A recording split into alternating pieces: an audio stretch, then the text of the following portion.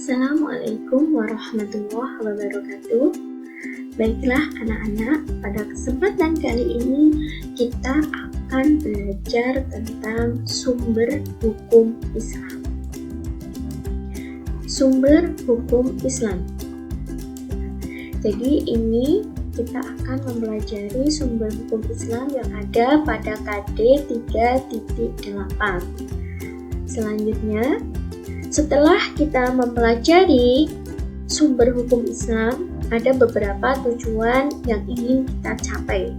Yang pertama, meyakini bahwa Al-Quran, hadis, dan ijtihad sebagai sumber hukum Islam. Yang kedua, memahami isi kandungan Al-Quran dan hadis Rasulullah sebagai rujukan umat Islam. Yang ketiga, menganalisis kedudukan Al-Quran, hadis, dan ijtihad sebagai sumber hukum Islam. Dan yang keempat, mendeskripsikan macam-macam sumber hukum Islam. Baiklah, selanjutnya kita lihat sumber hukum Islam. Apa itu sumber hukum Islam?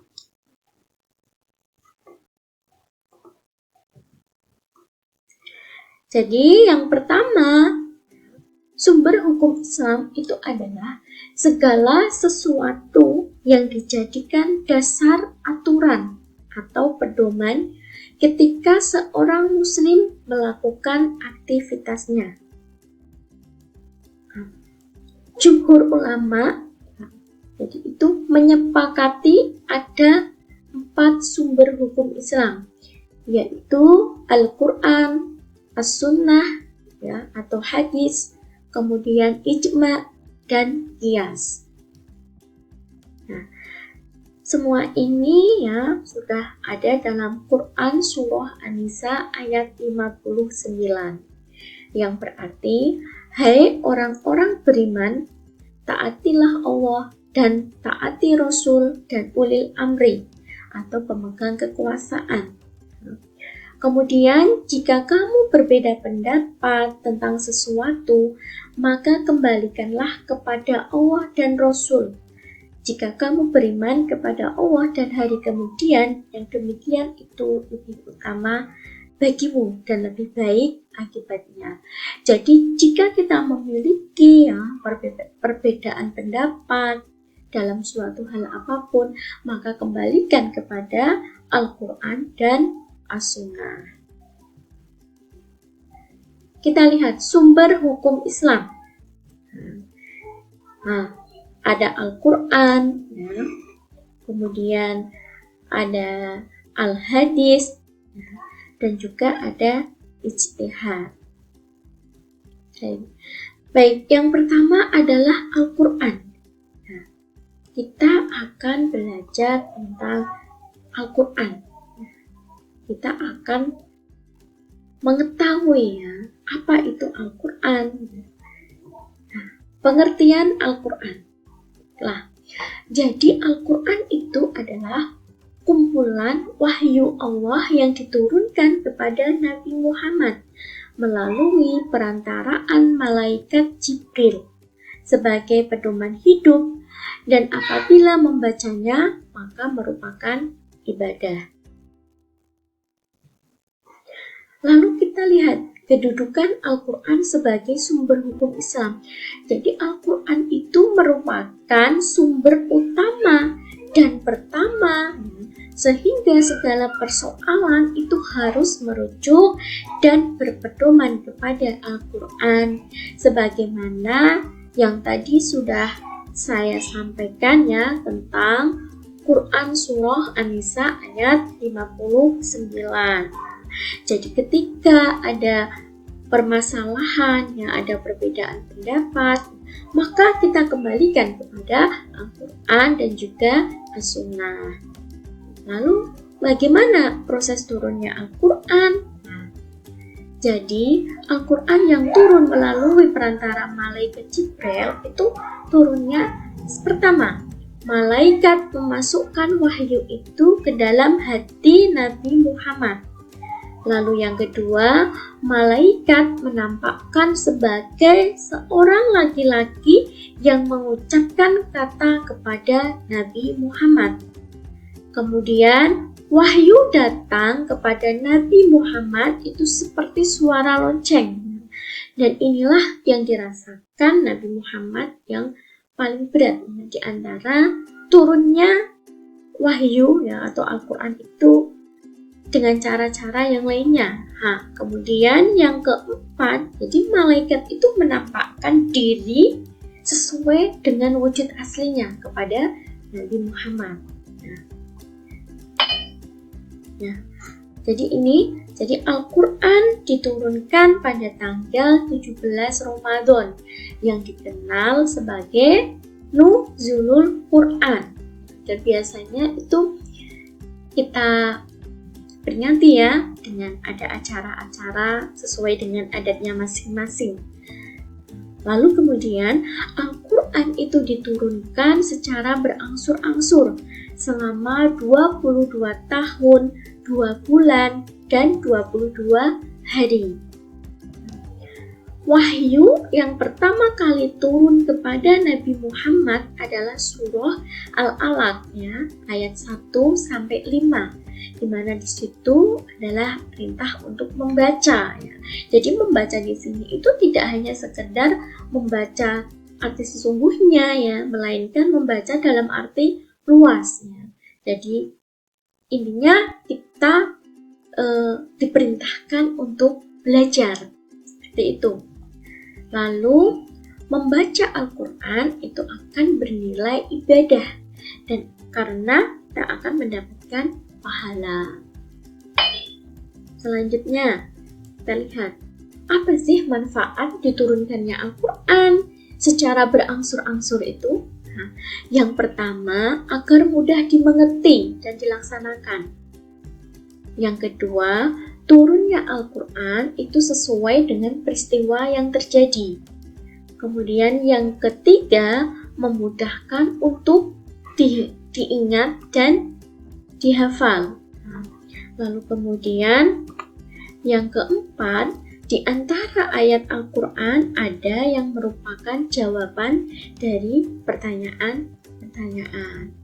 Lalu kemudian kita lihat ini, kedudukan Al-Quran ya. Nah tadi ya, jadi kedudukan Al-Quran tadi sudah bahwa Al-Quran itu kumpulan wahyu Allah yang merupakan sumber hukum Islam yang pertama. Kemudian isi kandungan Al-Quran. Isi kandungan Al-Quran di sini ada dari segi kuantitas ya, dan juga segi kualitas. Dari segi kuantitas kita lihat ya, ada isi Al-Quran itu kan terdiri dari 30 juz ya, kemudian 114 surah ya, kemudian 6.236 ayat. Tuh, itu dari segi kuantitas. Sedangkan dari segi kualitas itu terdiri dari akhlak ya, kemudian akidah dan juga syariah. Ya, kita lihat ini keterangannya, akidah atau keimanan. Jadi kandungan dalam Al-Quran itu terkait dengan keimanan terhadap hal-hal yang gaib yang terangkum dalam rukun iman. Sebagaimana yang kita ketahui, rukun iman itu ada 6 tersebut. Lalu kemudian syariah atau ibadah. Di sini adalah mengatur ya, tentang cara ibadah baik yang berhubungan langsung dengan Allah ya maupun dengan sesama makhluknya. Lalu kemudian yang ketiga itu akhlak atau budi pekerti. Jadi Al-Quran menuntun ya, bagaimana manusia itu seharusnya berakhlak ya, atau berperilaku kepada sesama manusia dan kepada makhluk Allah yang ada di muka bumi. Lanjut, sekarang kita masuk hadis, materi tentang hadis. Baik. Hadis. Apa itu hadis? Jadi definisi hadis secara bahasa, hadis itu adalah baru, ya, kemudian percakapan, ya, lalu sesuatu yang diberitakan atau dibincangkan. Ya. Kemudian dari sini kita dapat mengambil kesimpulan bahwa hadis itu adalah apa yang diriwayatkan dari Nabi Muhammad, baik berupa perkataan, perbuatan, ketetapannya, sifat jasmani atau sifat akhlak, perjalanan setelah diangkat sebagai nabi, dan terkadang juga sebelumnya. Kata hadis itu mengalami perluasan makna dan sering disamaartikan dengan sunnah. Nah, jadi sunnah itu ya merupakan teladan atau contoh, ya, terutama berlaku bagi teladan Nabi Muhammad. Jadi apa saja ya, termasuk sikap, tindakan, ucapan, dan cara Rasulullah menjalani hidupnya. Lalu kita lihat macam-macam hadis. Ya, ini ada hadis hamimiyah, kemudian ada takririyah, kemudian ada fi'liyah, dan ada qauliyah.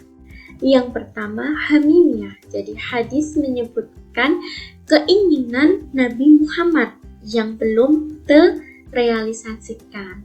Contohnya apa? Keinginan untuk berpuasa pada 19 Asyura.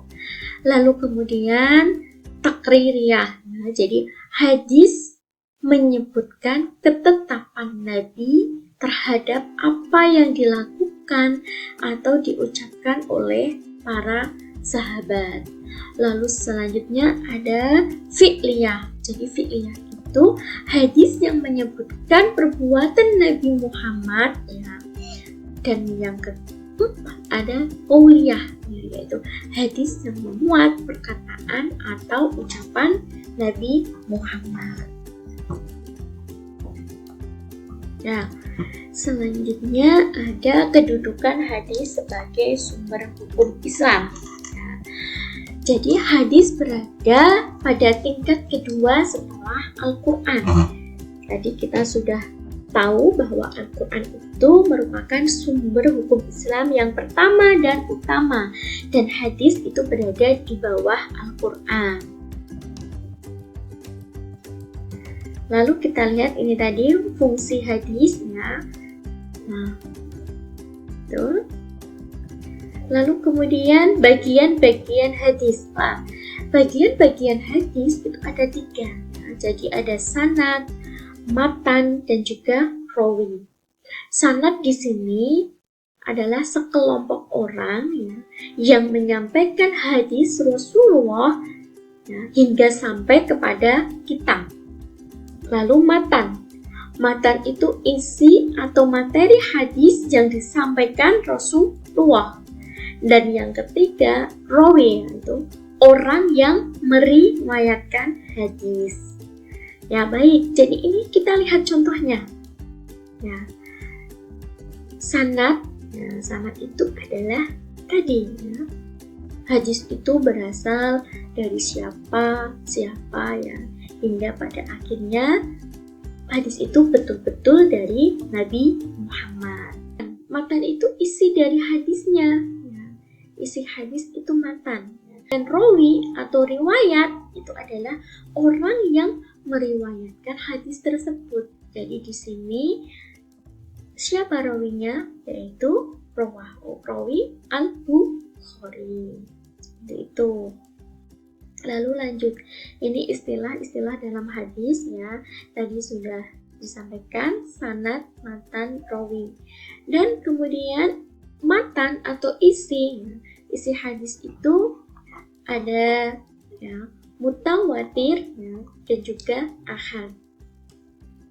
Mutawatir, apa itu mutawatir? Ya, jadi mutawatir itu hadis yang diriwayatkan oleh sejumlah orang yang terhitung jumlahnya, yang tidak terhitung, jadi banyak sekali yang meriwayatkan hadis tersebut. Ya. dan tidak mungkin mereka sepakat untuk berbohong. Nah, selanjutnya ada hadis ahad. Apa itu hadis ahad? Yaitu hadis yang diriwayatkan dari Rasulullah ya, oleh seorang, 2 orang, atau sedikit lebih banyak, dan belum mencapai syarat hadis mutawatir. Kemudian hadis ahad itu dibagi lagi berdasarkan kuantitas dan juga kualitasnya. Berdasarkan kuantitas, hadis ahad itu ada hadis masyhur, kemudian ada hadis aziz, dan kemudian ada hadis qorib. Sedangkan berdasarkan kualitasnya, hadis ahad dibagi menjadi hadis sahih, hadis hasan, dan juga hadis dhaif. Selanjutnya pengertiannya ya. Jadi hadis dari segi kuantitas, yang pertama adalah hadis masyhur. Hadis masyhur yaitu hadis yang diriwayatkan oleh 3 orang sanad yang berlainan. Kemudian hadis aziz itu hadis yang diriwayatkan oleh 2 orang sanad. Nah, dan yang ketiga ada hadis qorib. Qorib yaitu hadis yang diriwayatkan oleh 1 orang. Jadi hanya 1 orang yang meriwayatkan. Lalu kemudian ini hadis ahad dari sisi kualitasnya. Yang pertama ada hadis sahih. Hadis sahih yakni hadis yang diriwayatkan oleh perawi yang adil dan sempurna ketelitiannya. Sanadnya bersambung sampai kepada Rasulullah dan tidak mempunyai cacat. Selanjutnya ada hadis hasan, yaitu hadis yang diriwayatkan oleh perawi yang adil tapi kurang teliti. Sanadnya bersambung sampai kepada Rasulullah, tidak mempunyai cacat dan tidak berlawanan dengan orang yang lebih percaya. Lalu yang ketiga ada hadis dhaif. Sini keterangannya yaitu hadis yang tidak memenuhi syarat hadis sahih maupun hadis hasan. Selanjutnya bab ijtihad. Apa itu ijtihad ya? Jadi ijtihad yakni berusaha ya dengan sungguh-sungguh untuk memecahkan suatu masalah. Nah, di mana masalah itu tidak ada ketetapan hukumnya dalam Al-Quran dan juga hadis. Nah, kita lihat bentuk-bentuk ijtihad. Nah, bentuk-bentuk dari ijtihad itu apa? Jadi ada ijma dan juga ada qiyas. Nah, ijma merupakan kesepakatan para ulama tentang hukum suatu masalah yang belum disebutkan di dalam Al-Quran. Contohnya apa? Yakni tidak dikafaninya korban tsunami Aceh. Lalu selanjutnya pengertian qiyas. Qiyas itu menyamakan suatu masalah yang tidak ada hukumnya dengan suatu masalah yang ada hukumnya karena memiliki ilat yang sama. Contohnya apa? Menyamakan haramnya bir dengan arak. Ya. Selanjutnya, seorang mujtahid itu harus memenuhi syarat-syarat. Yang pertama, yakni memiliki pengetahuan yang luas dan mendalam. Selanjutnya, memiliki pemahaman mendalam tentang bahasa Arab, ilmu tafsir, usul fikih, dan tarikh. Kemudian yang ketiga, memahami cara merumuskan hukum. Dan yang keempat, memiliki keluhuran akhlak mulia. Ya. Selanjutnya, kedudukan ijtihad sebagai sumber hukum Islam. Jadi ijtihad itu merupakan sumber hukum Islam setelah Al-Quran dan hadis. Ijtihad itu dilakukan jika ada suatu persoalan yang tidak ditemukan hukumnya di dalam Al-Quran maupun hadis. Namun hukum yang dihasilkan dari ijtihad itu tidak boleh ya bertentangan dengan Al-Quran dan juga hadis. Selanjutnya ini ada sanad ya, ilmu empat imam mujtahid. Jadi ketika masih di zamannya Nabi Muhammad, ya, itu merupakan kurun terbaik umat Islam karena pada waktu itu ketika ada permasalahan langsung dijawab oleh Nabi Muhammad. Selanjutnya ada pada periode sahabat, yaitu ada Ibnu Abbas dan juga Ibnu Umar. Selanjutnya ada pada periode tabi'in, yaitu ada Ikrimah dan juga Nafi. Dan yang saat ini kita berada pada periode tabi'ut tabi'in. Ada Imam Hanafi, ya, Imam Malik, ya, Imam Syafi'i, dan Imam Ahmad. Ya. Selanjutnya apa fungsi ijtihad? Kita lihat di sini fungsi ijtihad. Jadi fungsi ijtihad itu sebagai jawaban ya, atas problematika dalam kehidupan manusia yang muncul. Sementara di dalam Al-Quran dan Al-Hadis itu tidak ada ketetapan hukumnya. Selanjutnya menghargai peran akal. Jadi di sini seseorang yang berilmu ya kita menghargai peran akal dengan prinsip yang tidak bertentangan dengan Al-Quran dan Sunnah atau hadis. Nah, ini ijma ya. Jadi ijma itu ada hadis yang diriwayatkan oleh Umar bin Khattab. Ingatlah, barang siapa yang ingin menempati surga, maka bergabunglah atau ikutilah jamaah. Karena syaitan adalah bersama orang-orang yang menyendiri. Ia akan lebih jauh dari dua orang daripada dari seseorang yang menyendiri. Selanjutnya ada tingkatan ijma. Ya, jadi ijma yang pertama, ijma sharih. Ialah jika salah seorang ulama mengatakan hukum ini telah disepakati, maka niscaya setiap ulama yang Anda temui juga mengatakan seperti apa yang Anda katakan. Selanjutnya ada ijma sukuti, yaitu pendapat yang dikemukakan oleh seorang mujtahid. Kemudian pendapat tersebut telah diketahui oleh para mujtahid yang hidup semasa dengan mujtahid di atas. Akan tetapi tidak ada seorang pun yang mengingkarinya. Kemudian ijma pada permasalahan pokok. Jika para ahli fikih ya, yang hidup dalam satu masa atau generasi itu berbeda dalam berbagai pendapat, ya, akan tetapi bersepakat dalam hukum yang pokok, ya, maka seseorang tidak boleh mengemukakan pendapat yang bertentangan dengan pendapat-pendapat mereka. Ya, ini syarat ijma sebagai dasar hukum. Kita lihat syarat-syaratnya. Ada pada masa terjadinya peristiwa itu harus ada beberapa orang mujtahid. Kemudian kesepakatan itu haruslah kesepakatan yang bulat.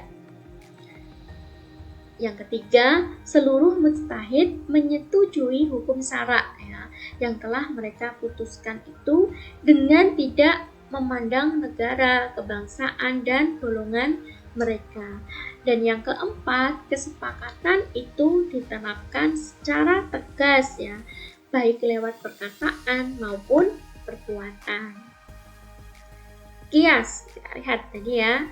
Jadi kias itu menyamakan sesuatu yang sejenisnya. Nah, syarat kias sebagai sumber hukum Islam. Pertama, sepanjang mengacu dan tidak bertentangan dengan Al-Quran dan As-Sunnah. Lalu, kias juga sesuai dengan logika yang sehat. Nah, dalil kias ini ya, yang tadi ya, ada yang sudah diterangkan ada pada Quran surah An-Nisa ayat 59. Selanjutnya, sumber dan dalil hukum Islam. Ini kita lihat ya. Sumber hukumnya ya, ada yang disepakati oleh ulama, yaitu ada Al-Quran ya, kemudian Sunnah ya, dan ada ijtihad tadi ya, yang terdiri dari ijma dan qiyas. Kemudian ini ada yang diperselisihkan ya. Jadi banyak sekali ada maslahah mursalah, kemudian istihsan dan selanjutnya. Nah, ini pengertian dari istihsan. Istihsan itu berdasarkan kepentingan umum dan keadilan. Selanjutnya, istishab itu meneruskan hukum yang sudah ada. Selanjutnya, istidlal itu berdasarkan adat istiadat. Lalu, maslahah mursalah itu berdasarkan kebaikan. Kemudian, urf ya, itu berdasarkan yang disepakati segolongan manusia.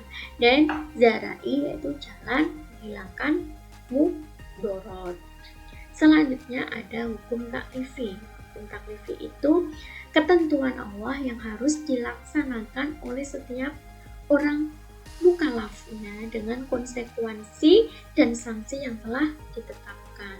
Jadi ada wajib, sunnah, haram, makruh, dan juga mubah. Jadi kita lihat ini. Yang termasuk wajib contohnya adalah melaksanakan sholat 5 waktu. Nah, wajib itu ketika dikerjakan mendapat pahala dan ketika ditinggalkan akan berdosa. Selanjutnya ada sunnah ya, contohnya yaitu melaksanakan sholat tarawih di bulan Ramadan. Jadi ketika dikerjakan mendapat pahala dan ketika ditinggalkan ya, tidak berdosa. Selanjutnya ada haram ya. Contohnya itu orang minum minuman keras. Jadi haram itu adalah ketika dikerjakan akan mendapatkan dosa dan ketika ditinggalkan akan mendapat pahala. Lalu ada makruh ya. Contohnya orang yang boros ya, berlebih-lebihan. Jadi makruh itu apa? Ini ya, jika dikerjakan tidak berdosa, akan tetapi ya, jika ditinggalkan akan mendapatkan pahala. Dan yang terakhir ada mubah. Seseorang yang meminum susu karena tidak ada keharusan untuk meminum susu dan juga tidak ada larangannya. Jadi mubah di sini adalah tidak berdosa dan juga tidak berpahala jika dikerjakan ataupun ditinggalkan. Selanjutnya kedudukan hukum taklifi, yaitu menempati urutan kedua setelah akidah dalam ajaran Islam. Kemudian merupakan inti dari ajaran Islam yang diajarkan. Kemudian diajarkan Rasulullah ya pada akhir periode Mekah dan selama periode Madinah. Kemudian merupakan petunjuk dalam melaksanakan ibadah dan muamalah. Selanjutnya fungsi hukum taklifi itu mengatur kehidupan manusia agar mencapai kebahagiaan dunia akhirat. Kemudian mewajibkan setiap muslim agar hidup dalam ketentraman dan bahagia. Ya, kemudian sebagai stabilisator ya. Nah, sekian ya. Terima kasih. Semoga apa yang saya sampaikan bermanfaat ya. Dan sekian. Wassalamualaikum warahmatullahi wabarakatuh.